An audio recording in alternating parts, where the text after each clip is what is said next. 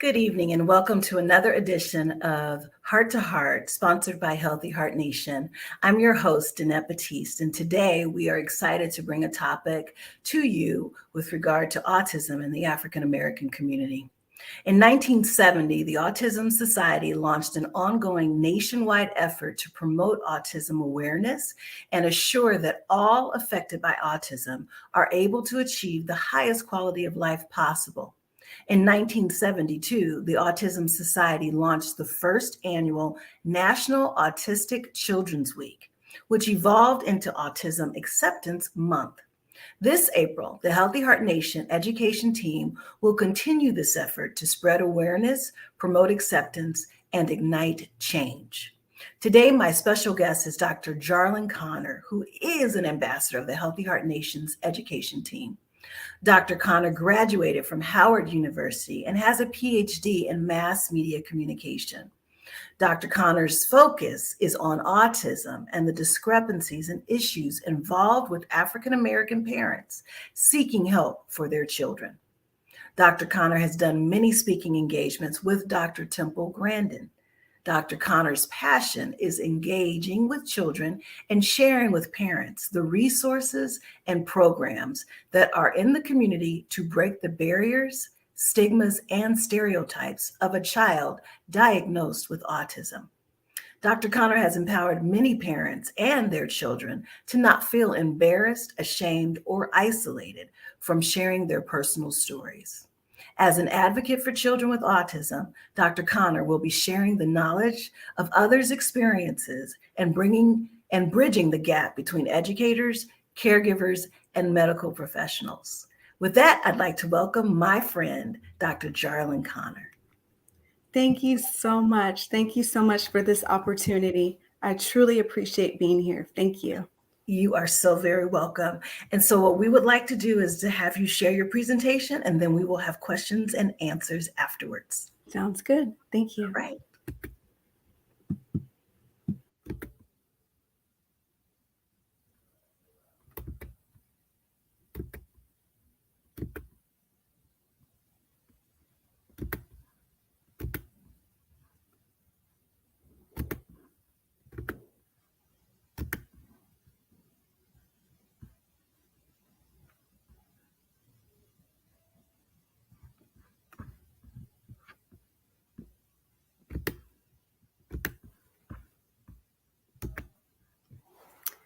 Challenges encountered by African American parents of children with autism.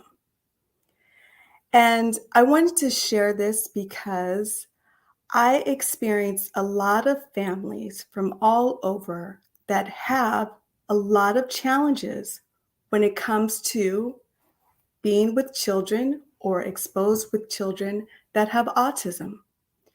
And it touched me because there were not a lot of resources or a lot of programs, pamphlets, anything to be able to help them. So I took it upon myself to be able to use this as a mission, to be able to see what I could do to help these families. So again, this title is Challenges Encountered by African American Parents of Children with Autism. Now, the definition of autism. It is a neurodevelopment disorder that causes a wide range of impairments in social communication and is restricted and repetitive behaviors. So right there, restricted and repetitive, what does that actually mean? So restricted could be in the way they talk, maybe not talking, the nonverbal or even the verbal communication. It can be in the repetitive behavior. Sometimes we may see a student or a child or a family member that is diagnosed with autism when it comes to repetitive, lining their cars in a certain way or staying on one track and not moving in any other way. That's considered a repetitive, okay? Autism is characterized by a pervasive and severe impairment of areas of development, including the communication skills. And again, it's both verbal and nonverbal. and social interaction skills. So when we talk about social skills that we may take for granted, just having a regular conversation, they may feel a little at ease in not wanting to show any eye contact or not comfortable speaking or not looking a certain way. So those are considered social interaction skills. Autism has been defined as one of the pervasive developmental disorders, and this was in 2018. And I really wanted to highlight this because a lot of times individuals are really seeking to understand what actually is autism. And one of the things I also want to share with you, it's about also the brain scans of children with autism. Sometimes it shows differently in the shape as well as the structure. So that's something else that I would love to be able to share with you in further detail. But that is definitely the definition when it comes to autism. So I want to share this story with you. So we have Deontay and Marshila. And both of them are excited about anticipating the arrival of their child. And a lot of times some individuals want to wait until the actual date or the birth of their child to know if it's the male or female. Some, they have a baby shower and then they decide, oh, it's a boy or it's a girl. All of those are great things. But one of the things each parent, every single parent says is, I don't mind if it's a boy, I don't mind if it's a girl, as long as the child is healthy. And because of that, I want to really talk to you when it comes to autism. So, this is really important because every child is different. Every single child, their personalities, we know their fingerprints, their smiles, their energy, but they're all in the same box. And why is that? And I'll tell you why. As mothers, all mothers, professional moms, mothers of different backgrounds, celebrities, we see Holly Robinson Pete, they have all encountered something when they find out that their child is diagnosed with autism. Sometimes they may feel uncertainty, feelings of depression, feelings of isolation, feeling unheard, not knowing which direction to go. They're feeling as if I did this to myself, I did this to my child. Where do I go to get help or seek help? Whom do I talk to about this situation about my child with autism? Sometimes they can be embarrassed. Even family members, they mean well when they're talking to the mothers of a child that's diagnosed with autism, but they too don't really understand what autism is. So it can actually be an obstacle when other family members are saying, well, you should probably go here, or maybe you should go eat this, or I told you not to drink all that water, different quotes and trying to help out. But a lot of times mothers are just really overwhelmed when they're finding out when it comes to their child with autism. So I thought that what is really important for all of these African American mothers, I'm just talking to the mothers right now, is to just breathe and just find other ways to understand how to get the resources. And this is why I'm here. This is why we have this platform, to be able to help you so that we can advocate for you, so we can be that voice for you, so that you do not feel alone. So, African American mothers, we don't want you to feel isolated. We don't want you to feel that depression. We don't want you to feel that hurt. We want you to realize that there are programs out there. There are resources out there. And you may be wondering, where are they? Please help me. I am here. We are here to be able to do that for you. Now, one of the things that the couple that I shared with you in the very beginning, they shared with me that They were excited about the opportunity of having their first child. And of course, they felt a little scared, and the mother felt a little isolated because she didn't know whom to talk to. And so she wanted to be able to share her story with other people. And because of that, she took it upon herself to go back to school and get more information on it so that she could learn about what to do and where to go so that she could be able to empower others when it comes to autism. Now, I don't want to just talk only about mothers because fathers are also impacted by this as well. In my study, what I realized is that fathers felt a lot of other emotional impact. They had a different depression and they felt uncomfortable.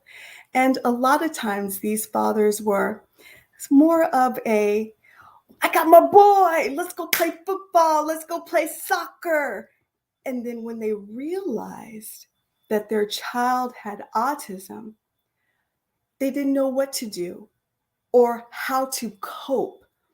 And studies have shown in my research, when a mother and a father have children that are diagnosed with autism, the fathers typically will leave the home.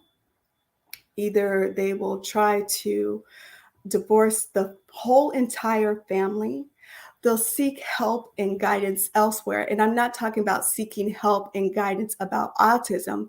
They'll seek help about figuring out what other avenues they can do to better themselves. But it takes them a lot longer to really understand that they need to be in the home with the family together so that they can learn and be able to help each other when it comes to autism. So a lot of times the fathers cannot cope, and because of that, they officially leave the home. One of my studies in the parents, the father and the mother actually divorced because he couldn't cope. He didn't understand. Again, he really wanted to be that father that said, that's my boy. He has my name. We're going out to play football or even basketball. And because of that, there was a huge issue and a divide, even in the home with the mother and the father. And studies also showed because of that, a lot of the mothers or the caregivers take on that responsibility of raising the child that is diagnosed with autism. So again, the mother becomes depressed and isolated and again alone. The fathers are frustrated. They're not sure where to go, what direction, and whom to talk to when it comes to understanding really the crucial information about autism. So they check out. They sincerely check out. Now, one of the things that I want to also explain is that in the African American community, it's not just the mother and the father, but it's also the siblings that are also affected by a child that is diagnosed with autism. Many of the children that have a sibling, that has autism, they feel that they need to be able to protect their sibling that has autism. So they grow up faster. They're constantly trying to understand and protect their sibling. And with that, that sibling also can become depressed or frustrated with the child that has autism. Because a lot of times, the child that has autism, a lot of the focus is on them instead of the other sibling. So I'm saying all this because we really have to be mindful of the effects of everybody that's involved, the mother, the father, and even a sibling or siblings. Now, again, when I shared with you when I talked about caregivers, caregivers can be an aunt or uncle or even a grandmother, or even a neighbor. The majority of times, the caregivers are women. They hold a lot of weight, hold a lot of responsibility. And because of that, again, there's a deep, deep depression. Many of these mothers, again, have no way to or nowhere to turn to. So, with that being said, they try to seek help. But because of that, there's a lot of resources that are lacking in the African American community. A lot of the pamphlets or brochures or even information that they would think would be able to help African American communities about autism is not centered around that community. It's more so in a different community, the Caucasian community. So when they're seeing brochures and it doesn't look like them or represent them, it's very difficult for them to really see if this is for them as far as the brochures or any resources for them. So what happens again? The depression, the isolation, the frustration. It's a cycle effect. So what can we actually do to be able to help them? Well, I'm glad you asked. Because of these platforms, we'll be able to help them a lot more. The one thing that I noticed is that, yes, there's a lack of resources. And yes, there's great teachers and educators out there that really want to help in a lot of students when it comes to children with autism. But what I've noticed in my study is a lot of these students that actually should be diagnosed with autism are diagnosed with ADHD instead of autism. And a lot of the teachers, there's a gap that needs to be bridged together, right? Because a lot of these teachers are all over the place when it comes to maybe not clearly understanding everything that it has to do with autism. And because they may diagnose them with ADD or ADHD, a lot of these students are misdiagnosed. And because of that, it's up to 6 years later, 6 years, that a child then is diagnosed with autism. So all of that time has been wasted when a child could have been diagnosed a lot sooner. And it's so much better to be able to diagnose a child between the ages of 5 months to 6 months. But when it's 6 years, all of that time when a child could have received an IEP or a child could have been able to get a speech therapy or any of those programs to be able to help that child. We have a lot of resources out there, and a lot of educators are not understanding a lot of the repercussions when it comes to misdiagnosing a child later than sooner. So again, it's so much more important to diagnose a child sooner. But a lot of the teachers or educators, unfortunately, misdiagnose ADD or ADHD, which is a huge problem in the African American community. And if a parent doesn't know, then they will take a teacher's word for it, and agree, then my child must have ADD. My child must have ADHD, when their child really does have autism. One of the other things that I would love to highlight is the healthcare nurses and doctors. Now, in this photo right here, we see a Caucasian group, just like where we saw here, a teacher that's Caucasian. We realize that in both of these settings and both of these professions, we see more Caucasians that are either teaching for the teacher or sharing the healthcare as nurses or doctors when it comes to the health field, versus in the African American community, we would love to see more representation of ourselves. So what happens is a lot of African Americans are just taking the word from a Caucasian professional, and they really mean well, but they really don't understand a lot of the African American community about the foods that we should or should not eat, the diet that we should be on, or maybe even when it comes to autism.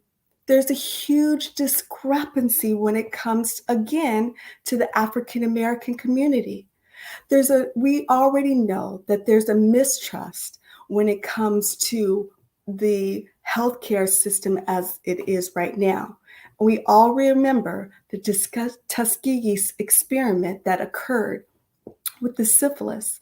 And that is another reason why there's a mistrust based on certain documents and information that has occurred originally. And now we're seeing it again. So we have this again, teachers misdiagnosing about ADD or ADHD. We have doctors and nurses that are giving misdiagnosis instead of giving concrete information when it comes to autism. So already the African American community is uncertain of which direction to go to. And then I also shared with you the lack of resources. Where do they go? One of the things that I really wanted to also share with you is that social media also plays a huge part and a great impact on the African American community as well when it comes to autism. And before I go on to churches and religion, I want to really stay on the media for just one more second. The media talks about autism, which is a great thing.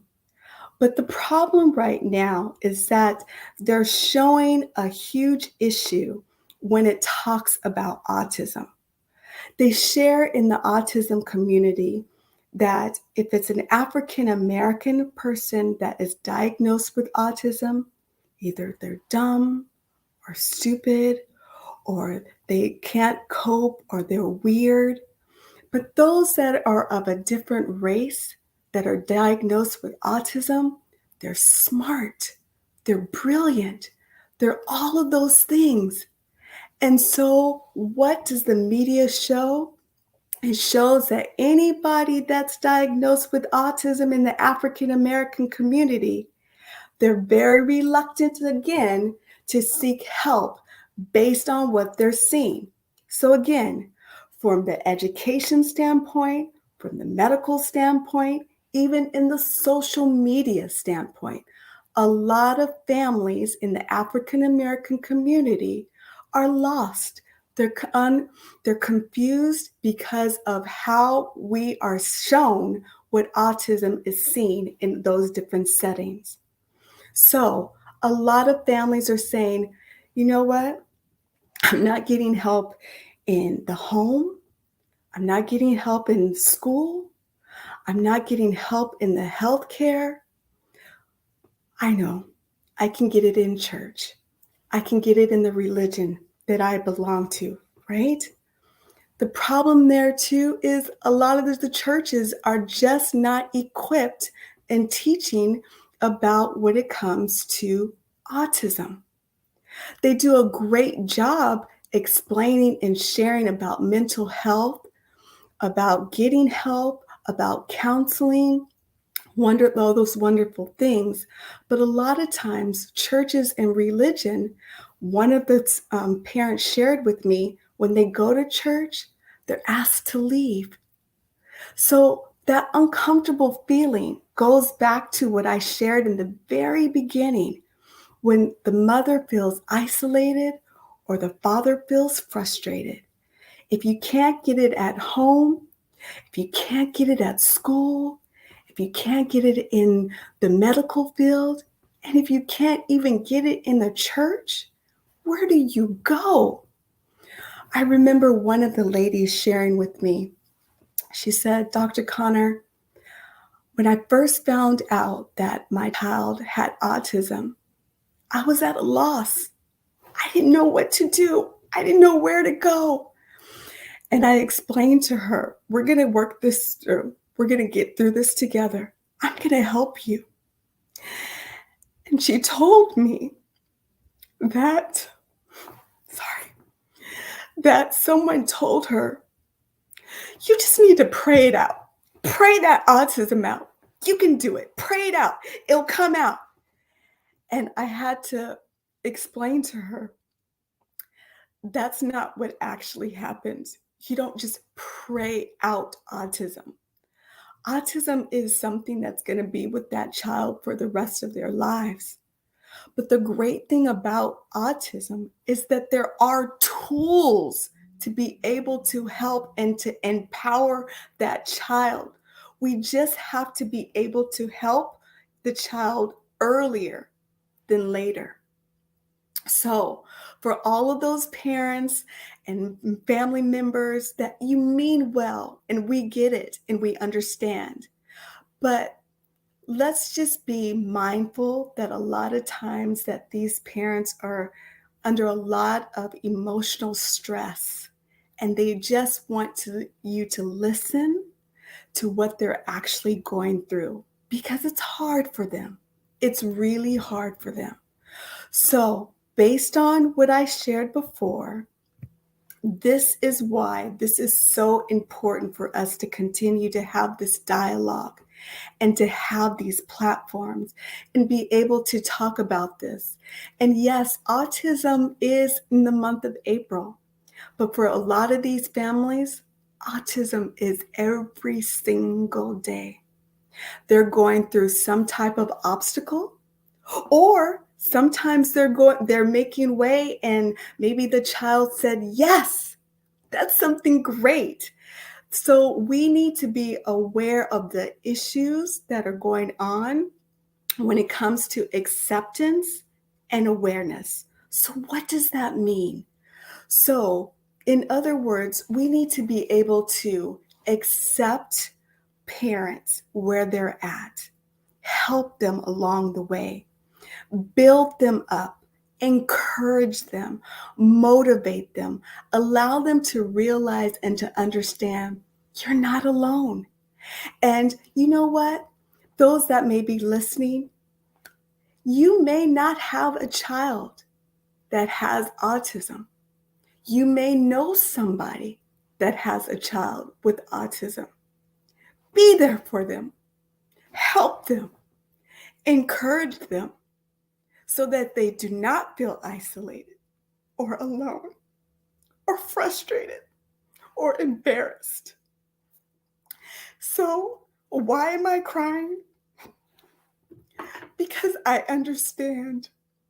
I understand the pain of those individuals that are hurting. And because of this safe space, I want to encourage you by also having autism awareness that it's so important for us to be able to talk about it. And it's not a taboo. The more we talk about it, the better individuals will feel when you learn more about autism. So, what is our solution?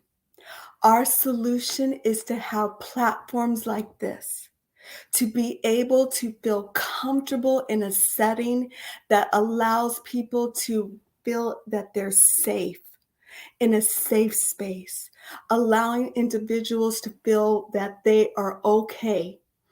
Now, there may be times that you feel isolated or depressed, again, frustrated, overwhelmed, and that is okay.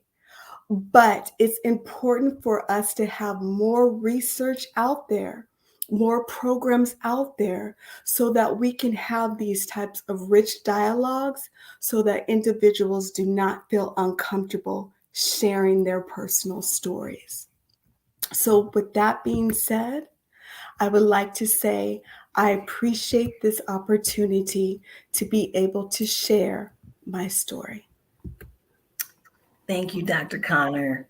That was beautiful. And I want to give you a virtual hug right now. I just want to hug you and kiss your little face because you are truly like the sweetest, most wonderful person that I know. And so we have a relationship that goes back many, many years. Yes. And when I first became friends with Jarilyn, I was like, this chick cannot be for real. Like, she cannot be this sweet and this wonderful. I was just constantly looking and watching, checking around the corner, like, okay, just like she's about to come out, like the sister girl's about to come out, or whatever the case may be. But you are truly one of the sweetest, loving, most caring people I know. And, I just want to commend you for being able to put your heart and your soul and your passion on the line to help other people. Like a lot of times people are afraid to be vulnerable and afraid to show emotion because they're in a professional or clinical setting.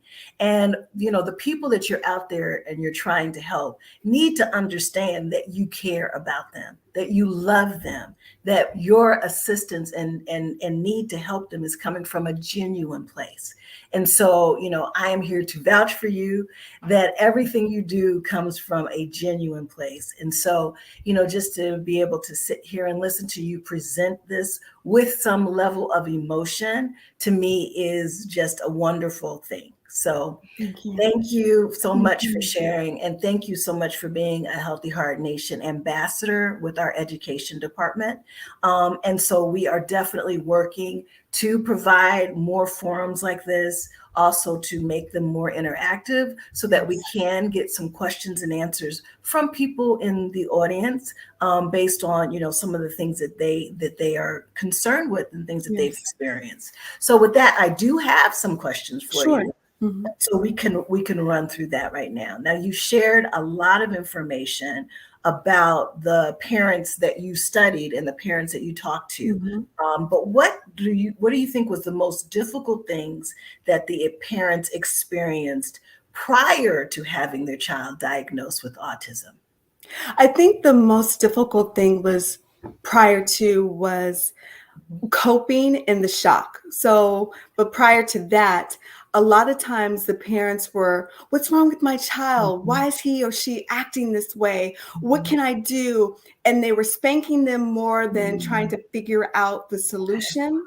Right. And a lot of times the parents, generational, mm-hmm. they were not just spanking, but they were also embarrassed when family members would come over and they would say, why can't your child be like this child? Why can't you control them? Right. Yes. Mm-hmm. And control, or why can't your child be like my child? Right. In other words, don't you know what you're doing? And there's no book, there's no manual. And because autism spectrum is so wide, each child really is different. Okay. And so with that being said, the parents just had no clue of what was actually going on based on that. But then after that, when they found out that their child had autism, then it was the initial shock. Why me? What did I do? What was wrong with me? Why did you punish me? What happened? So all of those whys. And then after that stage, then it was, okay, I need to find resources. I need to find programs. I need to do. And so it takes a while. It really does, Danette, for parents to really get to these different settings of really understanding the emotional for each one of these. It takes a while. Okay. And do they have like counselors for the parents as the child is diagnosed? Is that kind of part of it, or is that something that they would have to seek out separately? Great question. There are counselors out there that specialize only with families that have children with autism. And it's out there on different websites. So yes, there is counseling.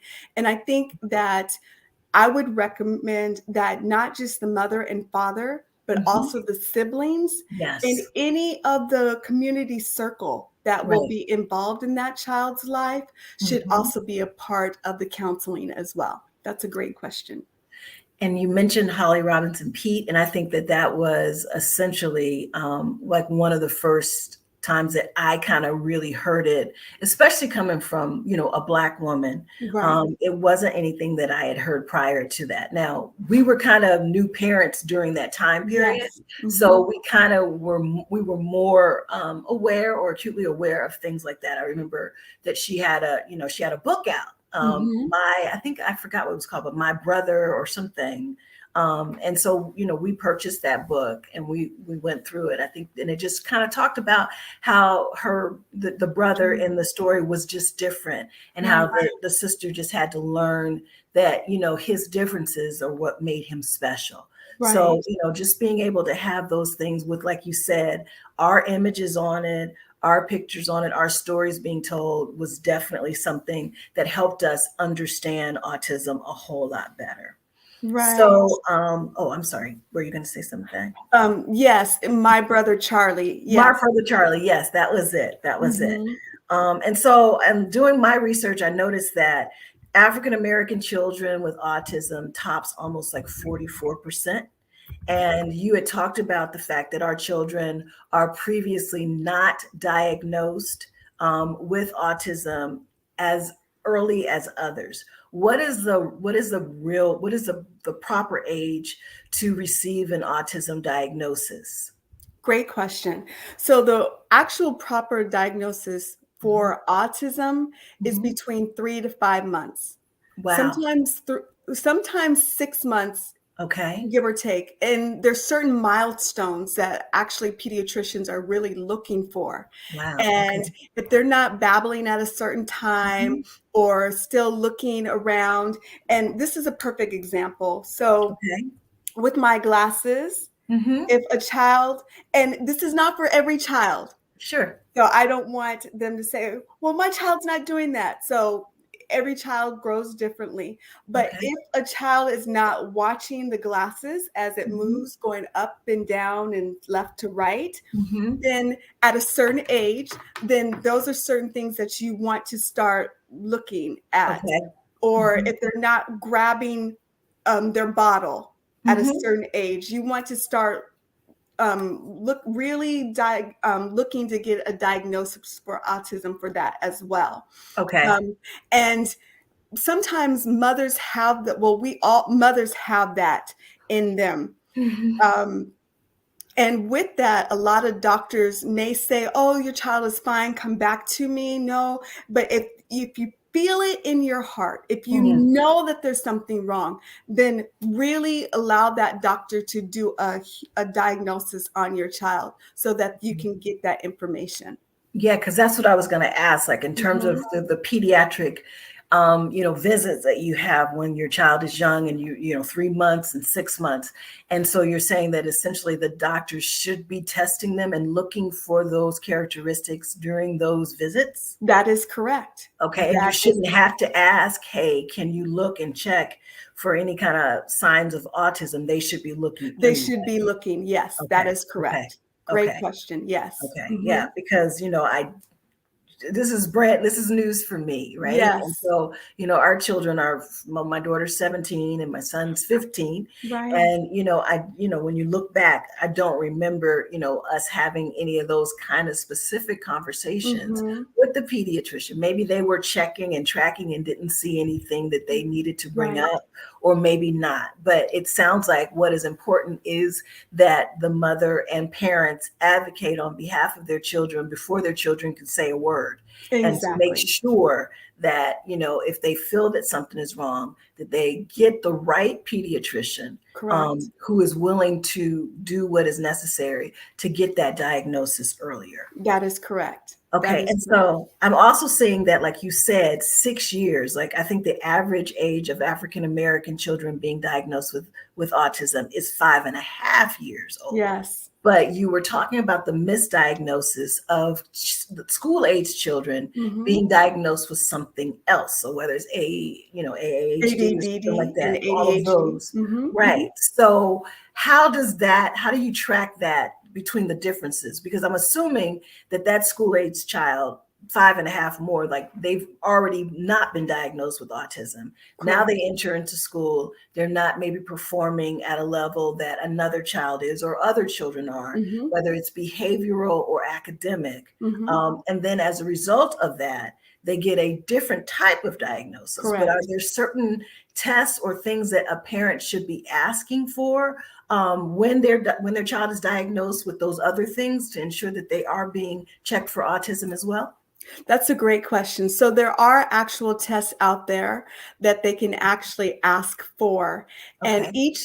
each school is different, and Okay. each state has different tests, Mhm. and each program in private and public have different tests as well. Okay. So, but there are tests out there for that. One of Mhm. the things that I would also mention is even if your child is in a private school, Mhm. by law, if they feel that their child has learning disabilities or learning challenges, Mhm. there's something called an IEP. Okay. And with that, they can actually be housed to a public school, Mm. get those tests, and those tests can be housed back to their private school, and Mm. then they can do those programs for that student. Okay. So there are other programs and resources out there for private and public schools to help support students if a parent still feels comfortable with their child being in a private institution. Right, which is a great question because that's what I was going to ask. Like, are most private schools able to, handle a student who is autistic? So, from experience, I Mhm. was told no as far as handling. Okay. But again, that goes back to there are public schools that Mhm. can, in each state, that Mhm. can help those schools in private schools with those programs to help those Okay. students. Okay, because it sounds like you definitely would need a teacher who is trained and able to address those. That's correct. Okay, all right, That is um, correct. all Mhm. right.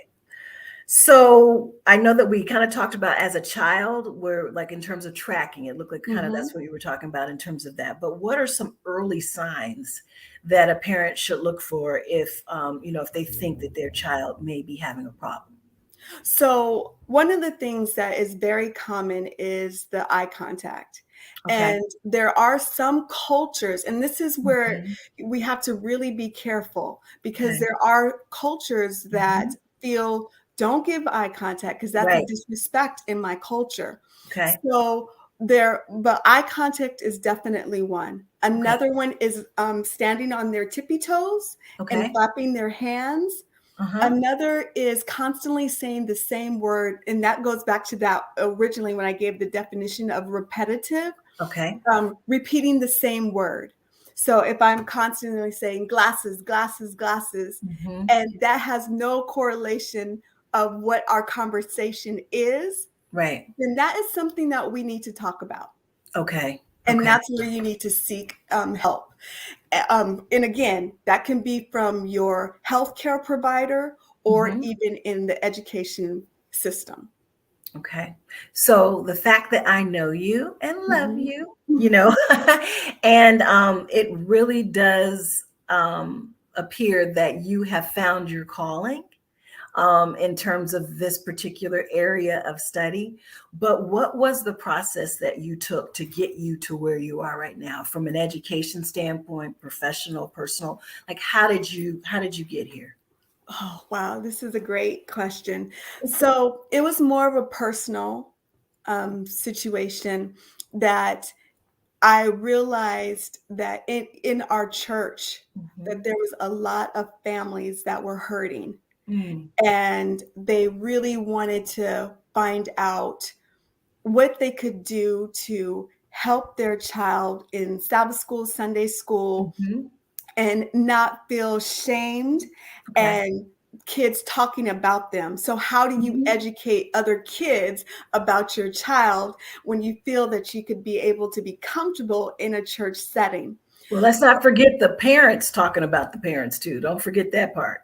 Yeah, you're right. You're right. Unfortunately. That's Yes. true. That Yeah. is very true. And that goes back to you can't control your own child. Mm-hmm. Right. Mm-hmm. So when I saw a lot of that happening in the churches, I felt upon myself to go back to school.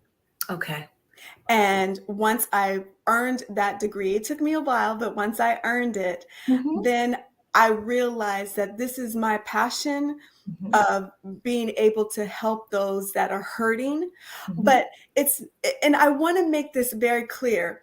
Autism is not a end all be all. Mm-hmm. There's ways that you can help that child to still grow Yes. and to And do thrive. well. Yes, Right. and to Right. thrive. Mm-hmm. There's so many individuals that are in college or playing Yes. classical music Yes. or even married and having children, Mm-hmm. things that we think about as parents for our Yes. own children.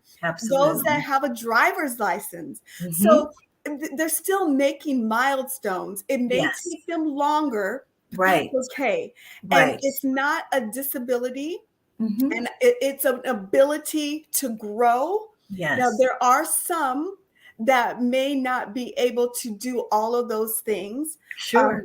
In my study, one parent was just happy to hear the child say, Right. didn't get to say mom, but "Ma." Right. And Right. so she was of joy Well, that's to be able to fantastic. know "Ma" Right. came out of his mouth. He's Right. now 23, Mm-hmm. but "Ma" was impeccable for her to Yes. hear. And Yes. so those milestones are Yes. great. Yes. And because of that, we have to be in just in our own being able to help those. And this is why it's great to have these platforms Mm-hmm. to be able to say, autism, it's Yes. not a taboo. It's not Right. a negative. That's There correct. are programs out there. There are resources out there. There are people that genuinely care. Yes. But because we see a lot more doctors Mm-hmm. that may not be of African Americans Mm-hmm. that Mm-hmm. are talking about or misdiagnosing when it comes to autism, Mm-hmm. that's where a lot of families are frustrated. Yes. And that's Yes. where they have that pain. And Yes. when doctors may talk over their head over Mm. words that they don't even understand, I don't Right. even understand, right? Right. Right. And Right. so there just needs to be this bridge the gap so that I can say, Danette, I don't know what that doctor said, but I can tell you from my own personal experience, this is what Mm-hmm. autism means. Right. And by that, having that transparency and Mm-hmm. dialogue, then people can start feeling more comfortable. Yes, absolutely. And just on, even yeah, with that, I mean, it's just so much, in terms of the impact that we as, people have, right? Because there's a Mhm, lot of it that's just lack of understanding, mhm. that you just don't have, right? Like it's almost like when you have a car and you're driving it, and once you get a white car, all you see are white cars on the road, Right. right? Before you never saw it. So I Good think that example. by us having these conversations, we're trying to bring about a level of awareness for Mhm. those who don't necessarily have a white car, right? Right. For you to be able to recognize and understand that. And so, as well as for myself, just regular, like in terms of, having my child and going to church, Yeah. unfortunately, like our culture is sit still and be quiet, right? Right. So it's like, but that's just not even possible for a regular child, Right. and feeling that kind of stigma or, those looks, right? When they turn their Mhm, head and they look mhm. at you because, you didn't take the child out the first Right. second that they made any kind of sound. Right. But you can just like in terms of you as a regular parent dealing with a regular child, whatever that is, Right. just if you think about that, you have to magnify that Mhm. experience by 1,000, Yes. because that's what the autistic parent is experiencing.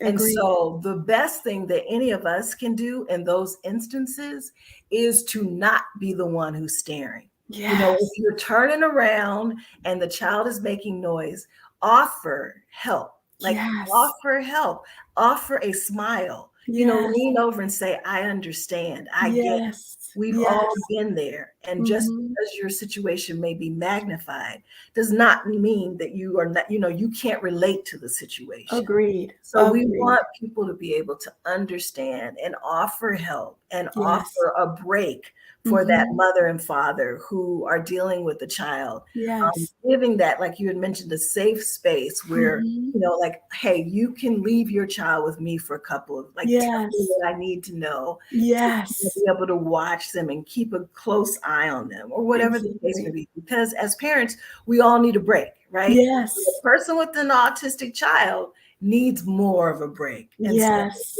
as a community, we have to encircle them. We have to support them. We have to Yes. love them. We have to Mhm. encourage them. And Mhm. we have to understand that just because it's not our experience, we can't still be judgmental on someone That's else's right. experience. That's so So, true. what would be your best advice that you would give to families who are dealing with the diagnosis?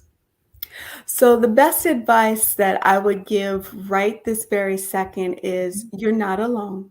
Mm, It's okay to cry. It's okay to to be uncomfortable. mhm.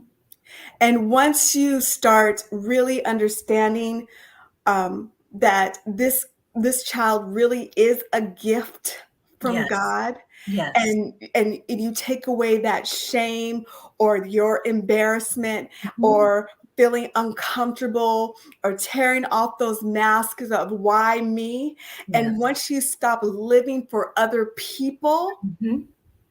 then you can be in your own truth Yeah, and realize that I'm going to do the very best that I can for that child. absolutely. But right now, it's okay. It really is okay to cry, Yeah, but you got to get out of that. You have to for the child's sake, because right. now the child needs you more than ever. Absolutely. And Absolutely. what I can also say is that husbands or fathers or Mhm. mothers and wives, however you want to word it, Mhm. they have a powerful impact to work together, Yes. because if a child is nonverbal or verbal, they Mhm. still see the parents. Mhm. So if they're frustrated or battling or on two different spectrums of I don't understand, where do I go? I can't help you. I don't know what to do myself. The child feeds off of that. Mhm. So it's so important for everybody to come together. Right. And what the last thing that I would recommend is that the community, like Mhm. you said, love, but also they need is just to listen. Mm. They Mhm. just want you to listen. They Yeah. don't need you to tell them how to feed them or where to go, to what clothing. They just need you to listen. Yes. And Mhm. that's it. And I think that would be the great and the best advice to give to parents that are still in this initial shock Right. about their child with autism. But again, once you get out of that crying mode, it's Mhm. time for action, because Right. again, that child needs you. Well, we need you. We need people like you. We need more people like you who are in a position to speak to this situation, to be able to breathe life and hope in those who are dealing with it. And we definitely want to encourage others who have a passion to put it in this area, because it sounds like we need more people like you. So Oh, thank you, Dr. Conner, for thank joining you. us today for this heart-to-heart Thank you so much. discussion. Thank you for being a Healthy Heart Nation ambassador Thank under our you. education team. And thank you in advance, because I'm sure we're going to be having some more discussions around this topic. And we are going to do everything that we can to strengthen our community in this area and more. So thank you all for joining us this week and this month. We will be back with you in May, the third week in May, which will be our next Healthy Heart Nation Heart to Heart discussion. Thank you.